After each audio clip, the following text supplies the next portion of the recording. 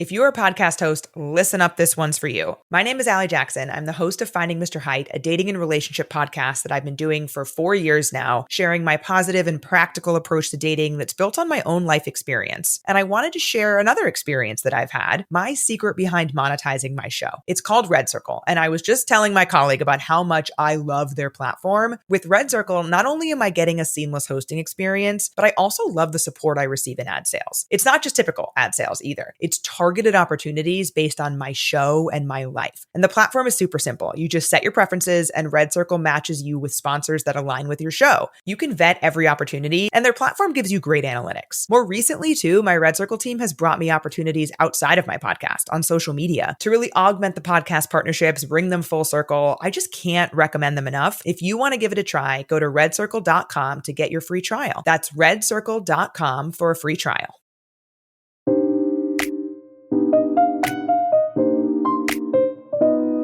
Hello, listeners. Welcome to Stars of the Golden Age, a show that highlights the lives of legends from film, music, and the birth of television during Hollywood's Golden Age, with a special emphasis on their lives behind the scenes. I am your host, Erin Carlson.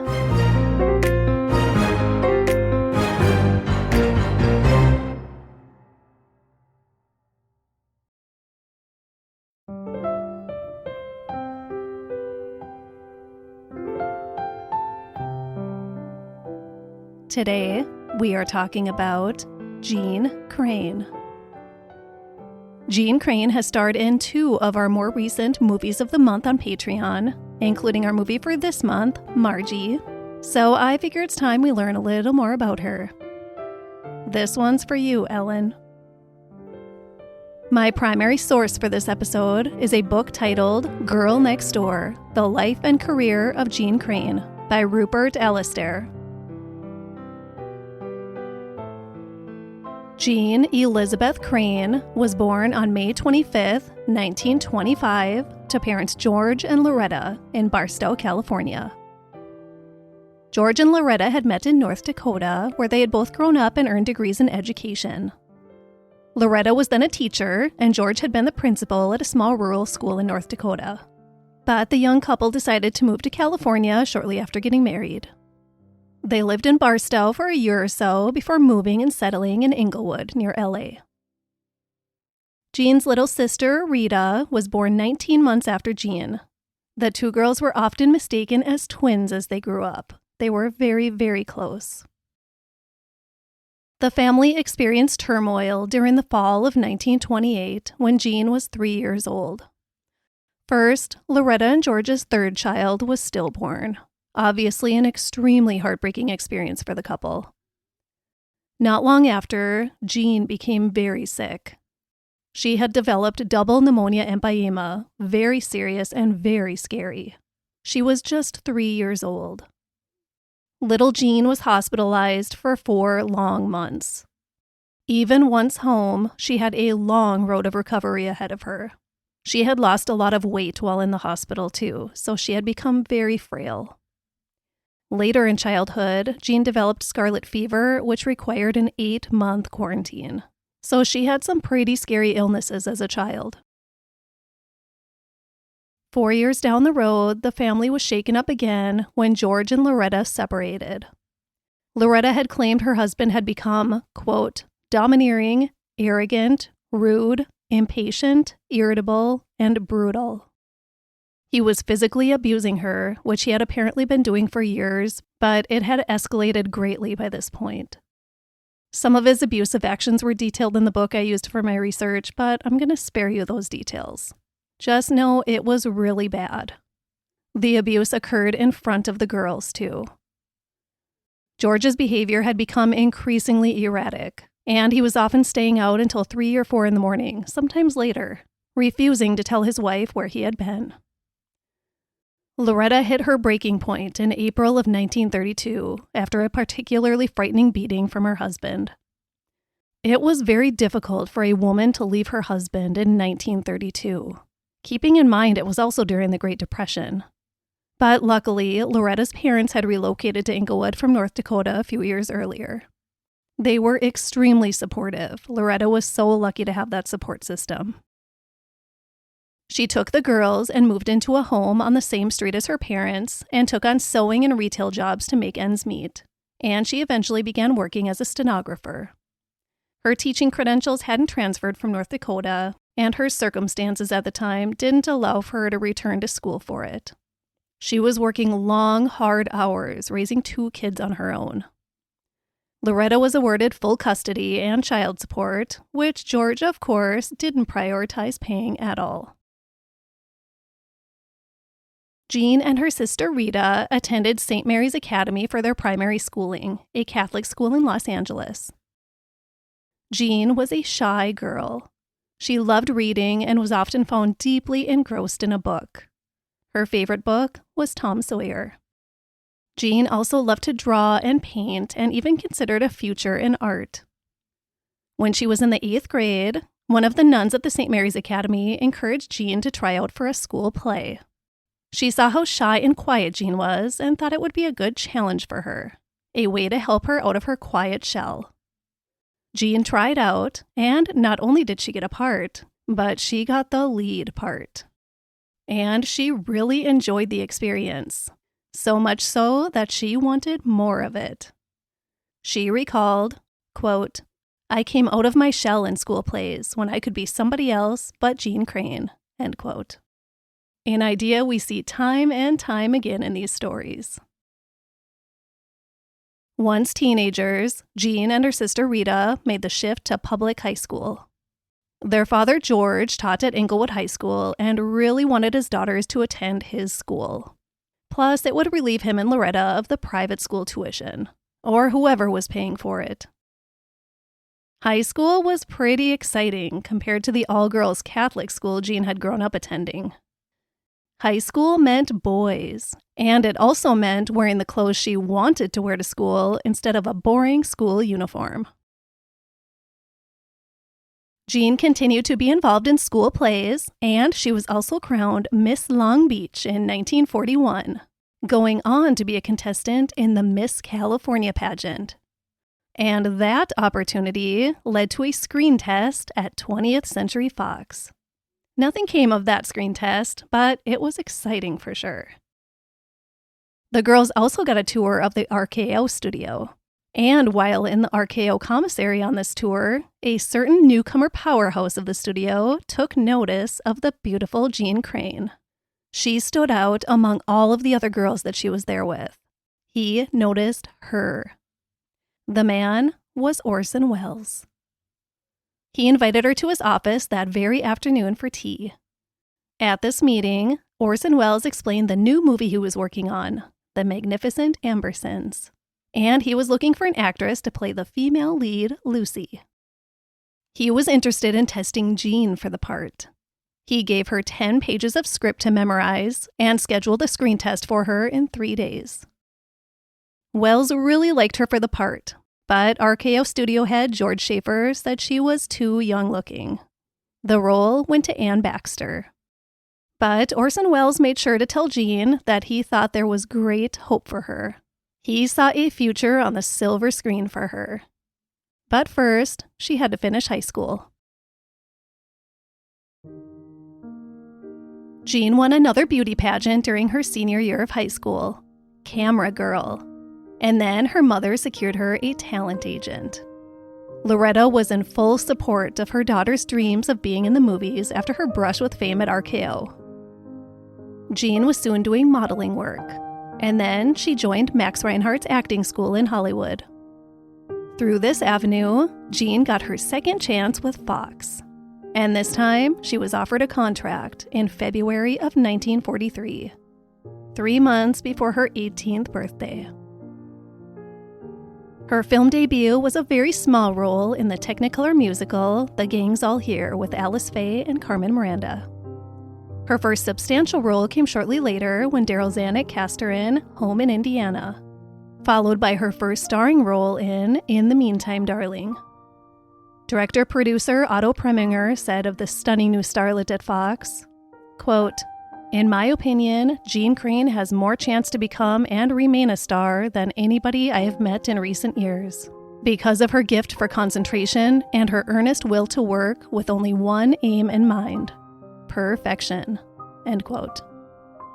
She was slated to be 20th Century Fox's next star. Darryl F. Zanuck instantly took Jeanne Crain under his wing. He saw big things for her. Not in a creepy casting couch kind of way, but more in a protective, fatherly kind of way. Jeanne was a frequent dinner guest at the Zanuck home, which allowed her to rub shoulders with some of the great Fox contract players of the day. Jeanne was lucky. She was a priority at Fox, so her career was able to be established and built pretty easily. She had a strong reputation at the studio, being known as a level-headed young woman and a very hard worker. She was putting the best she had into her roles. Her contract was quickly extended and her salary raised. And then came her first big role. The role of Margie Frake in State Fair in 1945. One of Fox's biggest movies of the year. With Jeanne safely nestled in her film career at Fox for now, I'm going to shift away from her career and let's talk about her personal life. Once she had become a contracted Hollywood actress, Jeanne bought a house that would be the home she shared with her mother and her sister Rita, and their wire-haired fox terrier, Terry. Terry the Terrier. Jeanne was still under 21 as she rose to her quick fame at Fox, and that meant under California state law that half of her salary would be placed in a trust. Of the remaining 50% of her earnings, 22% was paid in taxes and 10% to her agent. So the Crain women were far from living the high life of a rich movie star. The home was modest, and the three of them shared one car. Jeanne's mother, Loretta, was still very much in charge of her. All social engagements and potential suitors had to be vetted by Loretta first. Even publicity events arranged by Fox had to go through Loretta first. As for the young men in her life, Jeanne had co-starred with Lon McAllister in 2 of her first films, and the two instantly developed a warm friendship. Of course, to gossip columnists, this translates to romance. And that spin was relayed on movie magazines pretty regularly. But in reality, Lon McAllister was gay. A fact I'm sure publicists at Fox were happy to cover up with the rumors of a fake romance with their hot new actress. There were a few other men who would escort Jeanne to social events, but there was one man who stood out from them all. A man named Paul Brinkman. Paul was about 7 years older than Jeanne. He was first an engineer before he started dabbling a bit in acting. Paul was described as looking just like Errol Flynn, which he indeed did, right down to the little Errol Flynn mustache. Paul was definitely embracing this resemblance that everybody saw between him and the swashbuckling party boy. Paul apparently not only embraced the resemblance, but he enjoyed living life a bit like Flynn as well. Maybe not quite as extreme as Errol Flynn, but he was known to be all over town with all kinds of different women. His reputation reflected this so much that he was often called the poor man's Errol Flynn. Paul was even under contract at the same studio as Errol Flynn, Warner Brothers. He was their hopes of a younger, fresher Errol Flynn type for the studio, but he didn't seem to have quite the same talent as Errol Flynn. Jeanne Crain's first date with Paul Brinkman was on New Year's Eve of 1943. Their first kiss was as the clock struck midnight, champagne in hand. It was a truly special moment for Jeanne. She said, "I was wearing a white taffeta dress embroidered in gold, and I felt so grown up." Jeanne fell hard for Paul and his charismatic, outgoing personality. Charisma can be an exciting yet dangerous animal for a shy girl. Jeanne and Paul dated casually for most of 1944 after welcoming in the year together. But Paul was also seeing other women, including Ava Gardner. Still, he was really drawn to Jeanne's wholesome girl-next-door presence. As they neared the 1-year mark of their relationship, Jeanne wanted to show Paul her admiration by getting him a thoughtful Christmas gift. Her mother, however, said as personal as she could get with a gift for her beau was a wallet. Paul got her a stunning bracelet, a gift so intimate that Jeanne kept it safely hidden from her mother. Jeanne wanted to go all in with the dashing and captivating Paul Brinkman, but her mother was vehemently against the idea. She did not want her sweet, innocent daughter to be connected to someone with Paul's reputation, someone constantly being compared to Errol Flynn. Maybe she saw some of her own husband in him. Jeanne pleaded with her mother, but she was stern about this. She knew her daughter could find a much more suitable man to settle down with. To support her case, Loretta even got Fox execs on her side. They backed her up by telling Jeanne they wanted her to stay unmarried for a bit longer. More specifically, unattached from Paul Brinkman. Jeanne ended her relationship with Paul in the spring of 1945. But it didn't stick. Try keeping a girl away from the man she wants. After a heartbreaking summer and fall, Jeanne reconnected with Paul and the two planned a date for Christmas Eve, 1945. Loretta was irate. She thought this whole nonsense was over. She tried forbidding Jeanne from going out with Paul. She refused to allow him in their home. A heated fight erupted between mother and daughter, and in the end, Jeanne stormed out and drove off into the night with Paul. 20-year-old Jeanne Crain became Mrs. Paul Brinkman 1 week later on New Year's Eve, exactly 2 years after their first date. Having not seen or heard from her daughter since she stormed out on Christmas Eve, Loretta Crain learned about her daughter's wedding from a newspaper reporter. The couple had a small group of guests in attendance at their small church wedding, but not one of them was a loved one of Jeanne. Her family didn't even know she was getting married. The newlywed couple was happy as they settled into their new life together and made plans for their future. Paul's acting career was going nowhere, so he focused his attention back to his engineering career.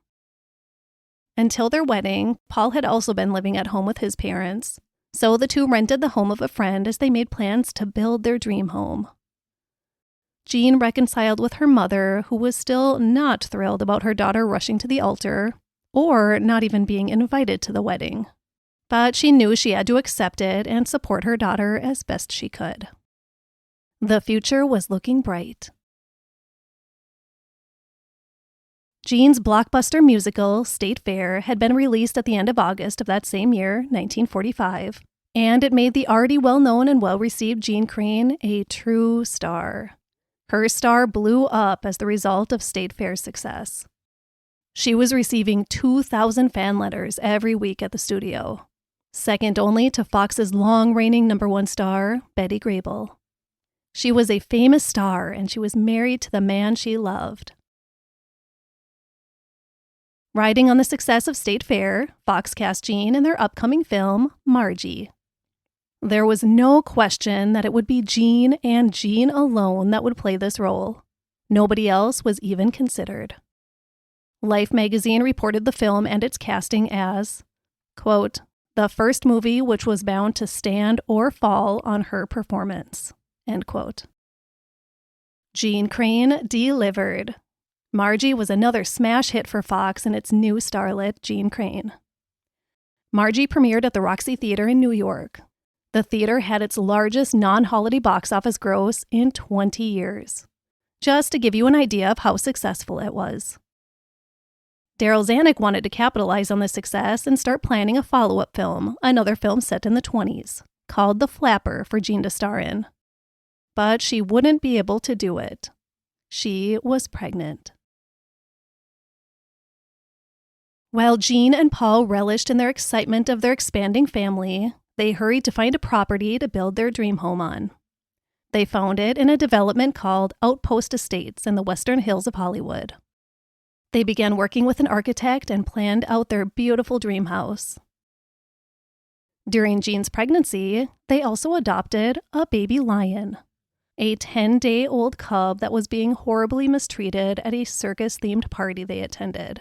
I don't like anything about that. But I'm happy Jeanne and Paul's compassion shone through for the little gal, whom they named Shasha. Shasha escaped their apartment on one occasion and got hit by a car. She was okay, but I'm sure the driver was a bit surprised. To protect her, Jeanne started bringing Shasha out on the town when she and Paul had dinner plans. Baby Paul Brinkman Jr. was born on Easter morning, 1947. The family's home was finished not long after his arrival, and the family of 4, Shasha being their first baby, of course, moved into their beautiful new home in the hills. One entire side of the home was all glass. The living room and the primary bedroom were on that side. And a big, beautiful fireplace was built on that same wall so they could enjoy the ambiance of a fire while taking in their stunning view. The beamed ceiling was made of rough pine, stained green. Outside of the couple's bedroom was also a bean-shaped swimming pool, which then, of course, also had a stunning view.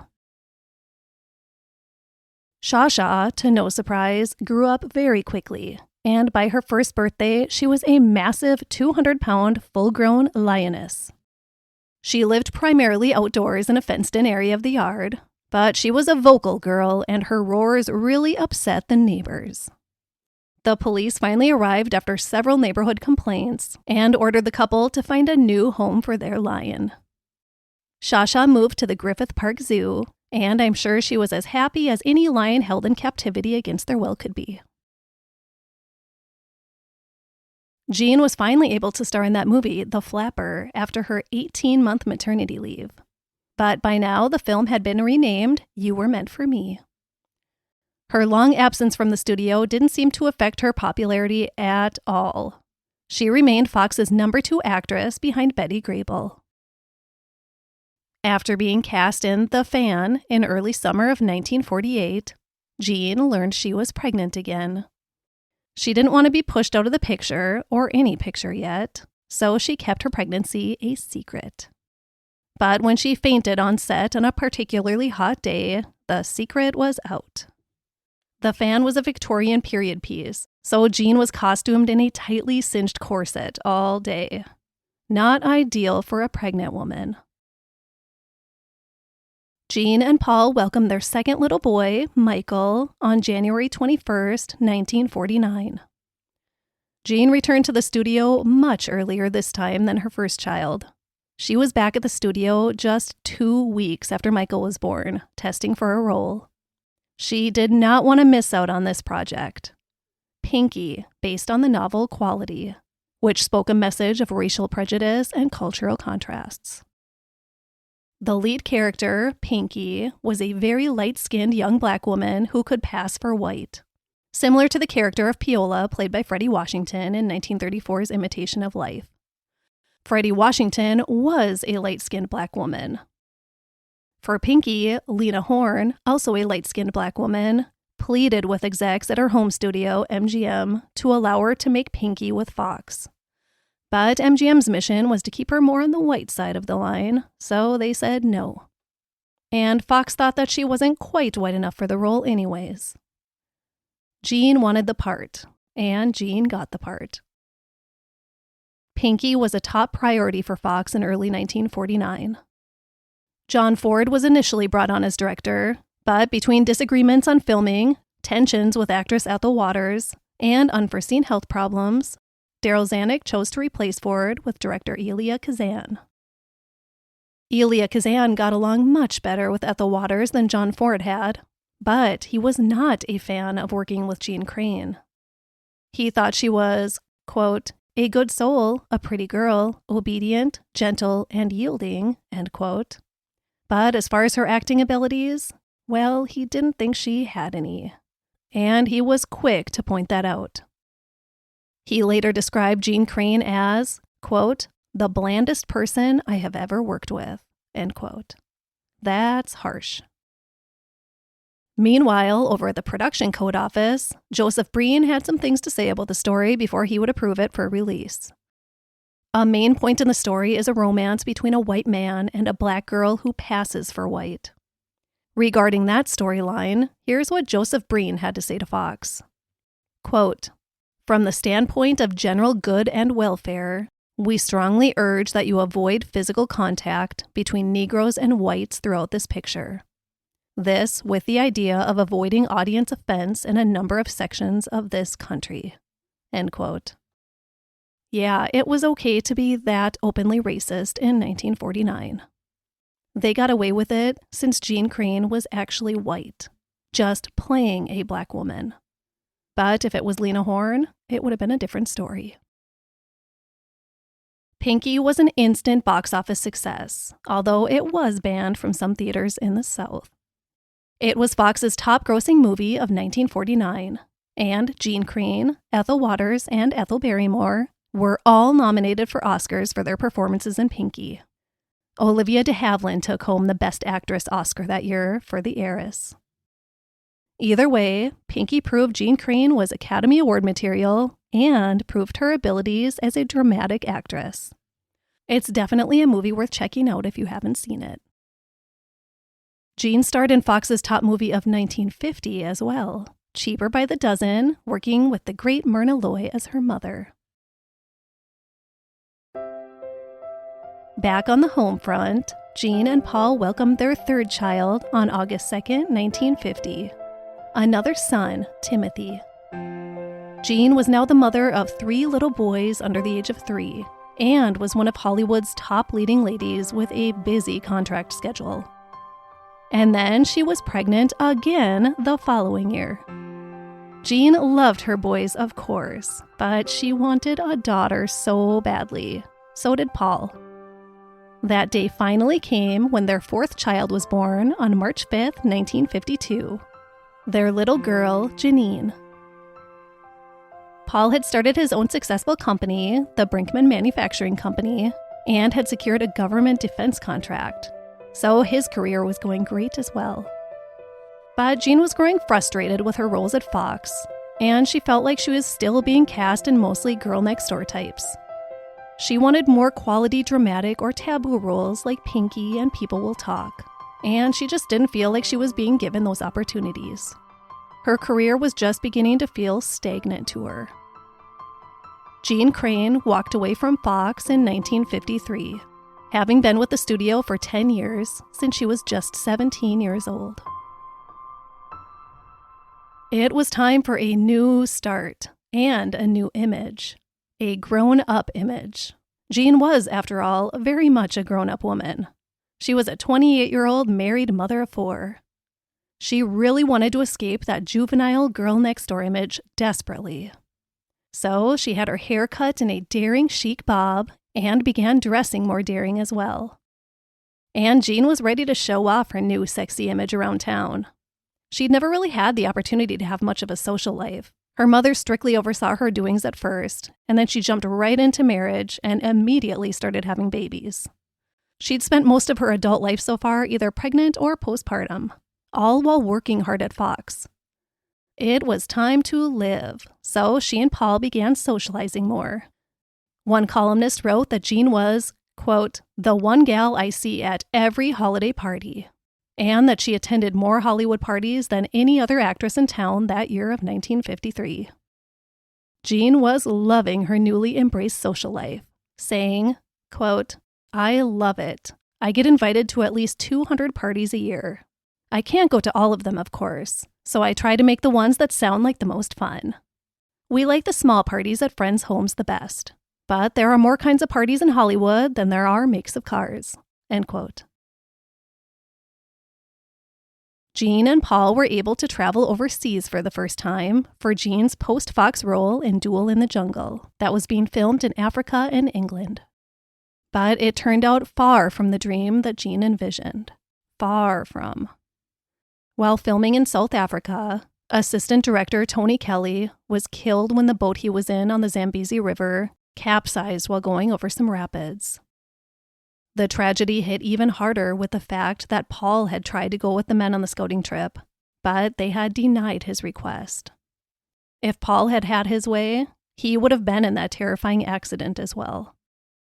The 2 other men who had been on the boat were able to get safely to shore, but it is thought Tony Kelly was maybe trying to save some camera equipment when he was taken down by the strong rapids. Jeanne witnessed the event from the shore, and it was obviously very, very traumatic. After a short stay back in the States, Jeanne was headed overseas again to begin work on the highly anticipated follow-up to Gentlemen Prefer Blondes. Gentlemen Marry Brunettes, with Jane Russell, who of course had also been in Gentlemen Prefer Blondes. The movie was filmed in Paris, Monte Carlo, and London. Paul flew over with all of the kids for Christmas that year. Production was in London at that point. When filming was done, the family of 6 sailed back to the States together. Paul also had a brand new Mercedes-Benz shipped back too. But as far as the movie, here's what Jane Russell had to say about Jeanne Crain. Quote, "Jeanne is a darling girl and had proven herself as an actress. But at the box office, she wasn't a Marilyn Monroe." End quote.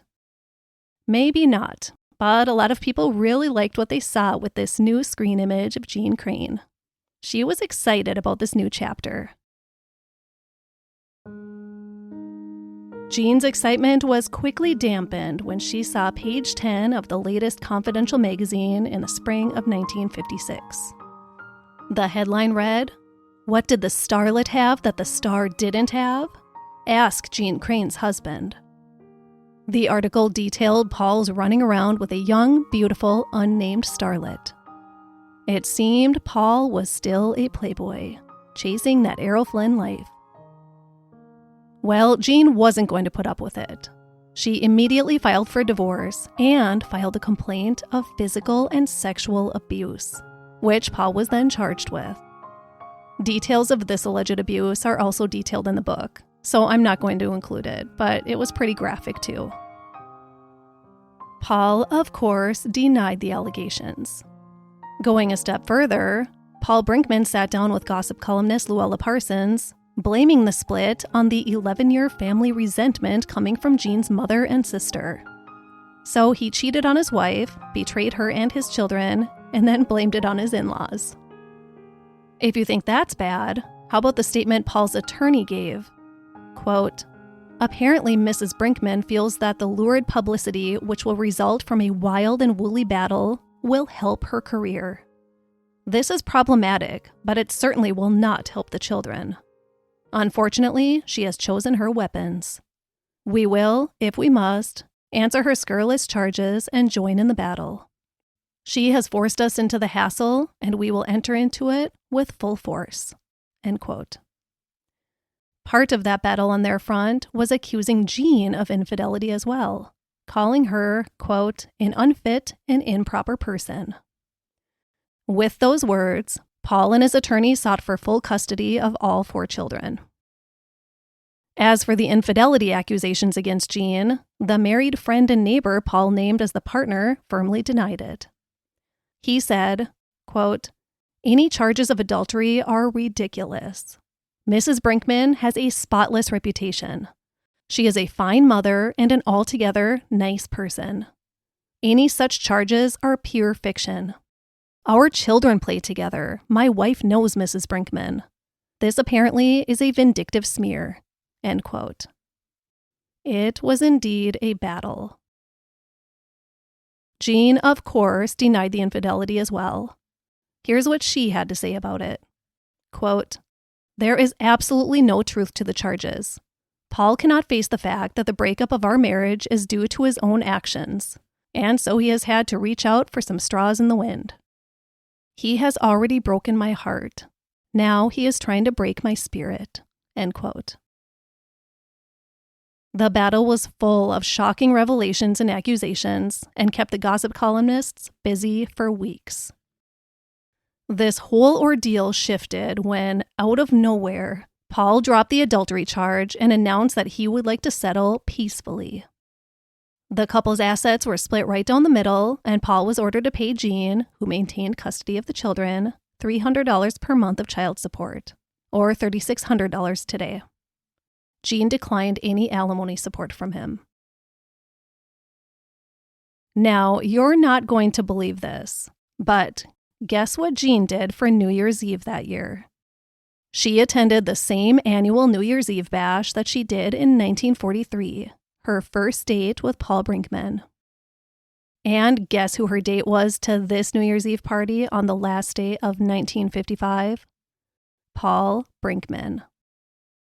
After all of the ugliness, Paul worked his way back into Jeanne's heart. I don't think she ever was able to completely remove him from her heart, so he had an easy way back in. Paul had dated several women during their time of separation, but Jeanne still found a way to forgive him and welcome him back into the family. She told one reporter, quote, "We have been discussing our problems and trying to work them out. You can't glue things back together. You have to wait for them to knit," end quote. Of course, none of us really know what transpired or how either of them felt in their souls, but many people were shocked by this reconciliation, especially since Paul had other legal troubles going on besides everything that had transpired in his marriage. He was charged with assault for a Christmas brawl he initiated. He was charged with vehicular assault for hitting a 70-year-old woman with his car. And he was charged with assaulting an officer when he came across a motorcycle cop ticketing his car for being double parked. Plus some pretty severe ethics charges in his business life. Poor Jeanne.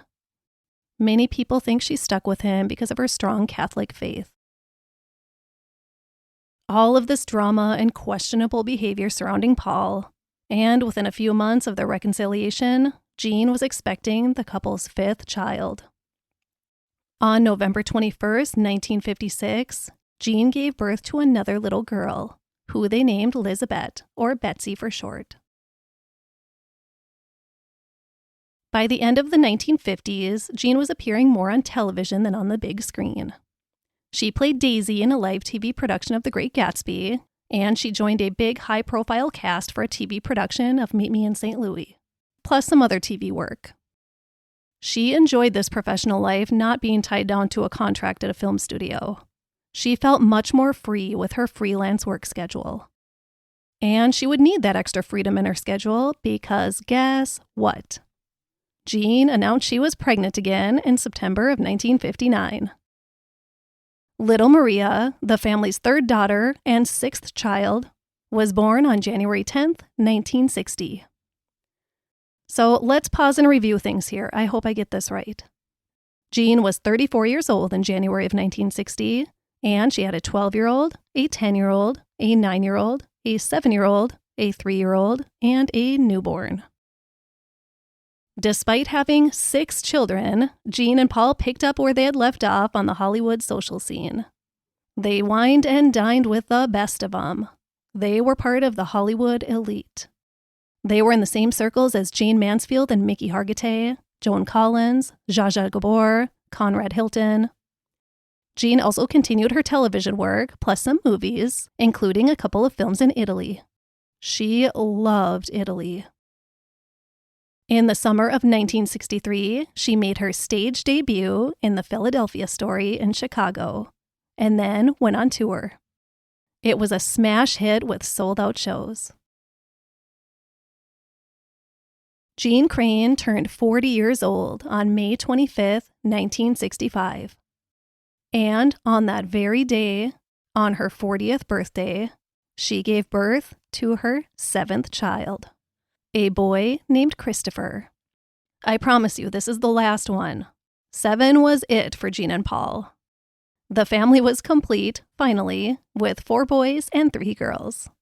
They had help at home, of course. And the older ones were teenagers by the time the last child was born, so they had all kinds of extra hands to help with the little ones. In fact, they kind of mentally separated the children in the pre-marriage turmoil period of their life and the post-marriage turmoil period. They didn't call it that. That's what I'm calling it. But they did call the older ones, the pre-marriage turmoil kids, the Big 4. Although they had help with the children, Jeanne was a good mother and spent a lot of quality time with the children. It was very important to her to instill both her love of books and her love of art into her children. So she read to her children often and brought them on trips to the bookstore and art store. By all accounts, the Brinkman children had good childhoods between their primary home and their Laguna Beach beach house. Except for the fights, which were getting worse. When Paul and Jeanne fought, it could get pretty heated. And unfortunately, it wasn't always shielded from the children. Jeanne and Paul's second oldest child, Michael, got married in 1969. They were growing up now. Jeanne had been staying busy on the stage, television, and films, but now in her mid-40s, she was ready to refocus her life a bit. She'd always been a talented painter, and she wanted to devote more of her time to her artistic passions. Just more time for slowing down and being present.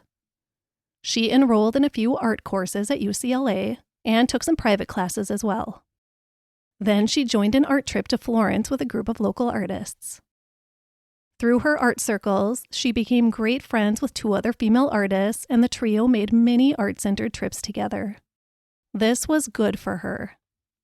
She continued to do some stage work as well. This was definitely a period of great artistic expression for Jeanne. The last motion picture Jeanne Crain appeared in was Skyjacked in 1972, MGM's disaster movie attempt at Universal's airport 2 years prior. Jeanne was officially done acting in front of a camera, big or small screen. By the mid-1970s, Jeanne Crain was turning 50 years old. She was done making movies and done with television. She was highly devoted to her art and travel passions. Her children were growing, some grown with families of their own already. She was a grandmother. Jeanne's mother, Loretta, lived just a few doors down from the family. And I hope for everyone's well-being that the relationship between herself and Paul had settled into a little love and respect, or something close to that at least. Jeanne and her mother experienced a horrific tragedy in the fall of 1977. Jeanne's sister Rita, at 50 years old, died in a house fire. I know I haven't mentioned Rita since Jeanne's rise to fame, but the 3 Crain women had remained very close. Rita spent a lot of time with her sister, her nieces and nephews, and she was a huge part of their family. She had been married and divorced when she died, and she had a son. The loss was devastating. Just 3 months after the horrific death of Rita, Jeanne's father died. Jeanne's father had still been living in Los Angeles, but he was not a part of his daughter's lives. Jeanne's own children thought their grandfather was dead their whole lives. That is until 1963, when 16-year-old Paul Jr. got his mother to confess that he was still alive. And the boy tracked him down. Jeanne wasn't thrilled to have his presence back in her life, nor was Loretta, I assume.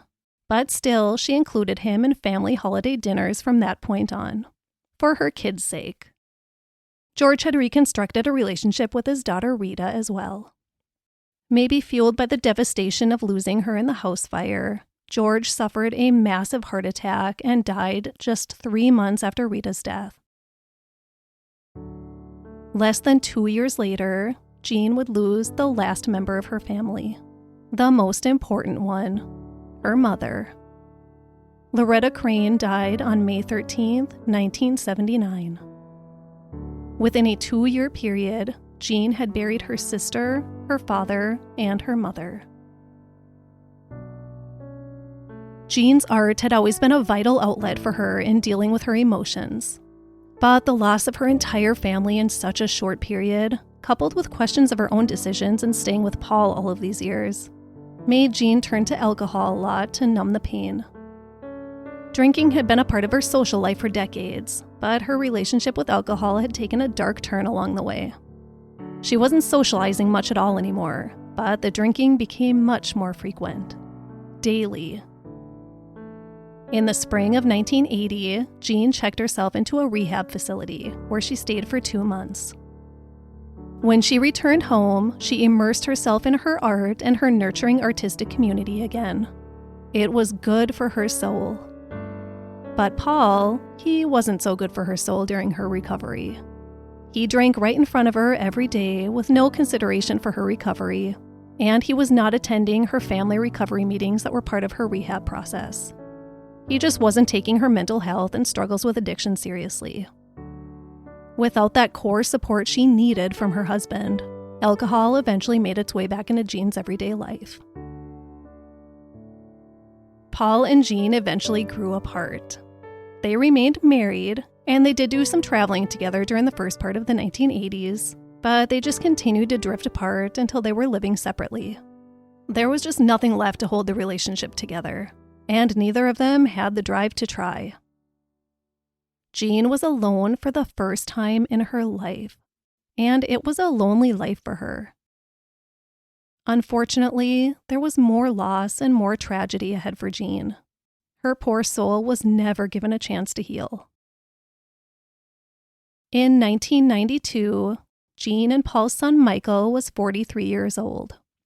He was handsome, he was successful, athletic, charming, and he had a family of his own.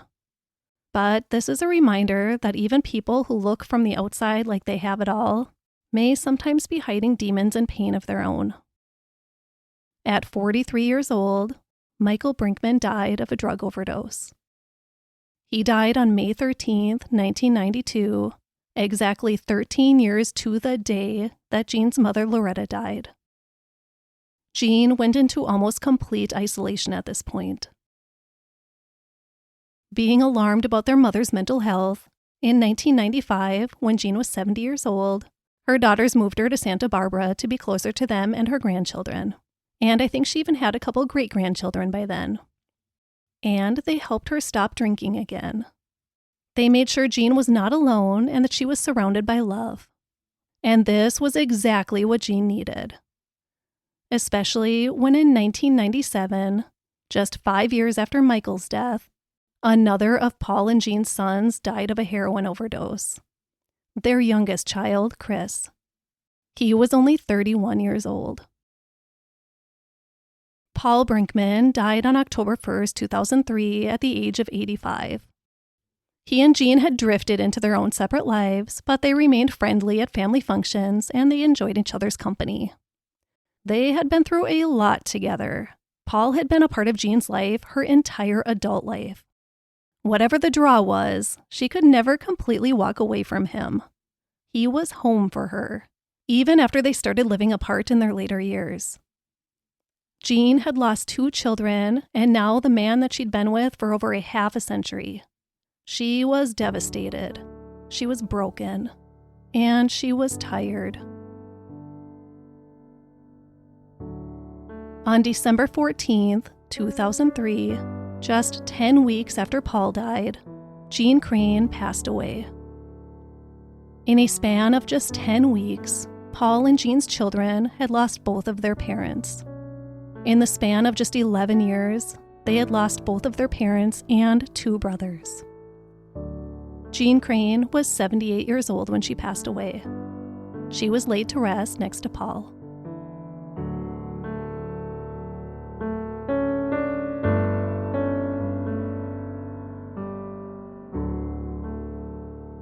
And now I would like to share a few other interesting things I learned during my research.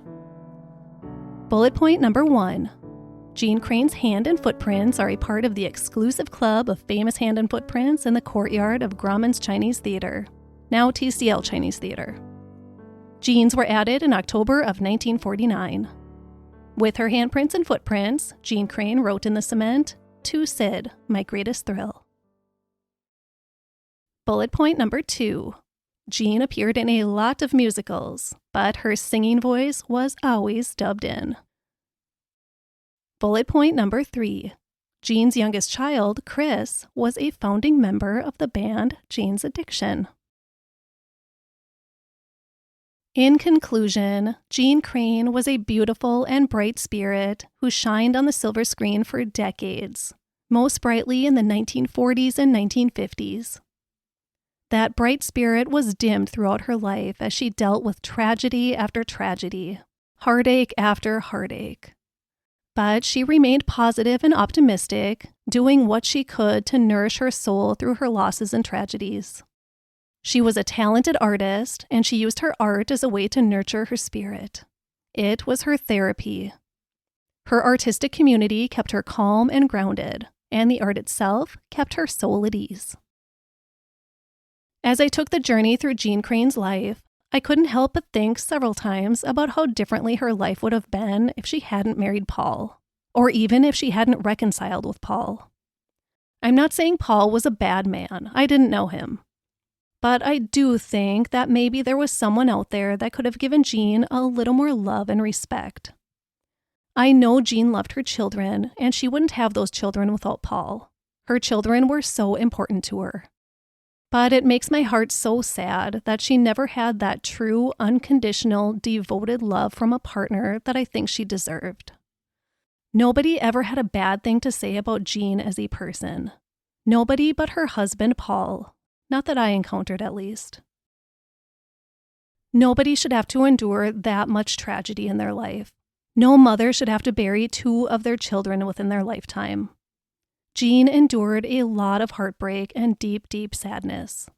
But I know she had happiness sprinkled in throughout her life, too.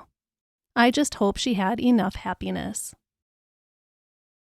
Thank you, Jeanne Crain, for your beautiful and wholesome presence you gave us in your films. Thank you for showing us how important it is to find that thing that nourishes our soul. Whether it be art, books, travel, nature, it is so important. Thank you for that reminder. And thank you for saving Shasha the lion. And thank you all for listening. If you want to connect with others over Jeanne Crain's movie, Margie, come on over to Patreon. It's our movie of the month this month. Patreon.com/Stars of the Golden Age podcast. Also, don't forget to rate and review the show where you listen to your podcasts and follow the show on Facebook and Instagram. Speaking of reviews, let's read a review of the week. This is a fantastic 5-star review titled, Solidly Researched and New Information. This is from Melissa K. She writes, Erin's podcasts are very well done. They are thoroughly researched. She is organized in her delivery of information. It is very entertaining. She is very professional, and I also learn a lot of interesting facts whenever I listen to Erin. While others might discuss only sensational aspects of Golden Stars, Erin contributes facts that really give a deeper understanding of the celebrity and the challenges they endured to reach the successes in their careers. Please keep covering the stars we have lost in love. Will do, Melissa. That is my favorite part of doing this, is digging deep into these people's lives and their souls. I am intrigued by human nature and by what makes a person who they are. It's part of my job in training and brain development. So I truly enjoy my journey through these lives. And sadly, the tragedies that go along with them. Thanks again, Melissa. If you are the victim of domestic violence, please seek help. In the U.S., you can find help from the National Domestic Violence Hotline at 1-800-799-7233. Or text BEGIN to 88788. If you are the victim of sexual assault, you can find help from RAIN at 1-800-656-HOPE. That's 1-800-656-4673. Or text HOPE to 64673.